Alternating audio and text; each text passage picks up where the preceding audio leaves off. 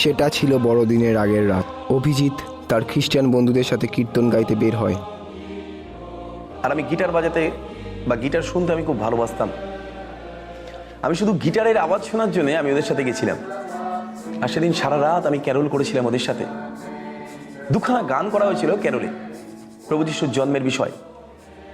আর সেই দুটো গানের মধ্যে একটা লাইন ছিল, রয়েছ তুমি যে চোখের আড়ালে, মনে হয় তুমি যে নাই, আমি যে রয়েছি নয়নে তোমার সে কথা ভুলে যাই। এই চলার পথে যত বাধা পাই, কে যেন হৃদয়ে বলে ভয় নাই। আর যতবার এই গানগুলো করা হয়েছে ততবার মনে হচ্ছিল যে এই গানগুলো কেউ আমাকে উল্লেখ করে বলছে যে আমি ভয়ে প্রভুকে আমি সরিয়ে দিয়েছি আমার জীবন থেকে, কিন্তু তিনি আমার প্রাণের রক্ষক, তিনি আমাকে বাঁচিয়েছিলেন। অভিজিৎ এমন একটা পরিবারে বড় হয়েছিল যেখানে ভালোবাসার অভাব ছিল।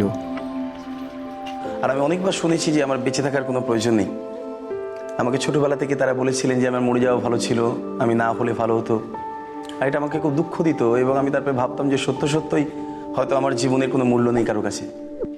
আর এই কারণে আমার দুঃখ ছিল। আমি রাত্রিবেলা কাঁদতাম, বহু রাত ছোটবেলা থেকে আমি চোখের জল ফেলেছি, এবং আমি অনুভব করতে পারতাম যে আমাকে কেউ ভালোবাসে না।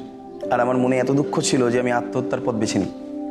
আমি বিষ কিনে এনে আমি খেয়ে নিই যাতে আমি মারা যাই, কিন্তু আমি মারা যাইনি। অভিজিতের উদ্বিগ্নতা এবং নেশার ফলস্বরূপ তাকে শ্বাসকষ্টের রোগে ভুগতে হয়। তাকে কষ্ট পেতে দেখে তার এক বন্ধু তাকে গির্জায় যাওয়ার জন্য আমন্ত্রণ জানায়। আমি চিন্তা করলাম যে সব জায়গায় তো গেছি, কিন্তু কোনো যখন উত্তর পাইনি, তারা একবার যিশুকে ডেকে দেখি। তো একদিন আমি প্রিপারেশন নিই এবং বাড়িতে মিথ্যা কথা বলে আমি চলে যাই ওর সাথে রাত্রিবেলা ওর বাড়িতে থেকে। পরের দিন ভোরবেলার সকালে আমি চলে যাই রোববার দিন চার্চে। গির্জাতে গিয়ে সে যা শুনল তা তার কাছে ছিল এক প্রকাশ। কিন্তু সেদিন যখন দেখলাম যে বলছে যে আপনার জীবনে যদি কোনো পাপ থাকে আপনি প্রভু যীশু খ্রিস্টের কাছে স্বীকার করুন, আর আপনি যদি বিশ্বাস করেন তাহলে প্রভু যীশু তিনি আপনার প্রার্থনার উত্তর দেবেন এবং তিনি আপনাকে সুস্থ করবেন। আর তারপর চার্চ সার্ভিস শেষ হয়ে যাওয়ার পরে আমি চলে আসি ঠিকই, কিন্তু আমার মনের মধ্যে একটা অদ্ভুত বিষয় ঘটেছিল যে আমি যা শুনেছি সেটা আমি ভুলিনি। সেই রাতেই অভিজিতের শ্বাসকষ্ট শুরু হয়। সাহায্যের জন্য মরিয়া হয়ে সে যিশুর কাছে কেঁদে ওঠে। হঠাৎ যিশু নামটা আমার মনে আসে, আর ওইভাবেই আমি খাটের ওপর বসে আমি চোখের জল ফেলে আমি প্রার্থনা করতে আরম্ভ করি, তুমি আমাকে ক্ষমা করে দাও আর আমাকে বাঁচাও, আমি নতুন জীবন যেন পাই, আমি বাঁচতে চাই। সেই প্রার্থনার কথা অভিজিৎ কখনো তার পরিবারের কাছে বলেনি, কিন্তু সে নিয়মিতভাবে বন্ধুদের সাথে গির্জায় যেতে শুরু করলো, যতক্ষণ না ঈশ্বর তার সাথে সেই কীর্তনের রাতের কথা বলে। 24 তারিখ ভোরবেলা যখন আমি ক্যারল সেরে ফিরে আসি, তখন ভোরবেলা 4:30, চারিদিকে অন্ধকার। আমি খোলা আকাশের নিচে, আমি চোখের জলে, কেউ ছিল না সেখানে। আমি আকাশের দিকে তাকিয়ে আমি চোখের জলে বলি, প্রভু আজ থেকে আমি তোমার জন্য বাঁচব, আজকে আমি আমার জীবন তোমাকে সমর্পণ করছি। অভিজিতের সিদ্ধান্ত তাকে তার পরিবারের কাছ থেকে আরও দূরে নিয়ে যায়। বাড়ি ছেড়ে সে একটি থিওলজিক্যাল কলেজে যোগদান করে। এখন অভিজিৎ একটি গির্জা স্থাপন করে মানুষের কাছে ঈশ্বরের ভালোবাসার কথা বলে থাকে, আর এই কাজ করতে করতে সেই ভালোবাসা পায় যেটি সে তার জীবনভর খুঁজে বেরিয়েছিল।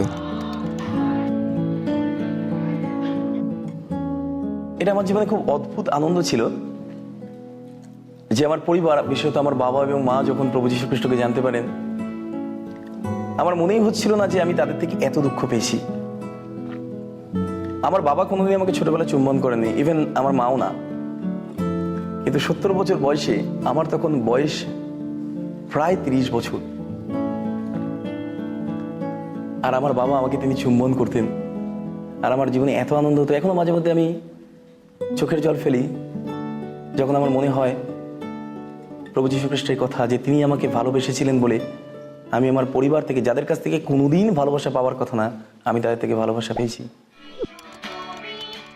বর্তমানে অভিজিৎ কাজলকে বিয়ে করেছে এবং তার প্রতি যিশুর ভালোবাসার জন্য সে যিশুকে ধন্যবাদ জানায়। আর আমি ঈশ্বরকে ধন্যবাদ দিই, প্রথম দিন থেকে আজ পর্যন্ত তিনি আমার জীবনে যা কিছু করেছেন, আমাকে নেশা থেকে মুক্তি দিয়েছেন, আমি বেঁচেছি, আমি সুস্থ আছি, আমার পরিবার প্রভু যিশুকে জানতে পেরেছে, আমার কোনো অভাব নেই, আমাকে তিনি তার রাজ্যের পরিচর্যার জন্য ব্যবহার করছেন। আমি প্রাণ খুলে ঈশ্বরকে ধন্যবাদ দিই। আমি কৃতজ্ঞ আমার ঈশ্বরের প্রতি।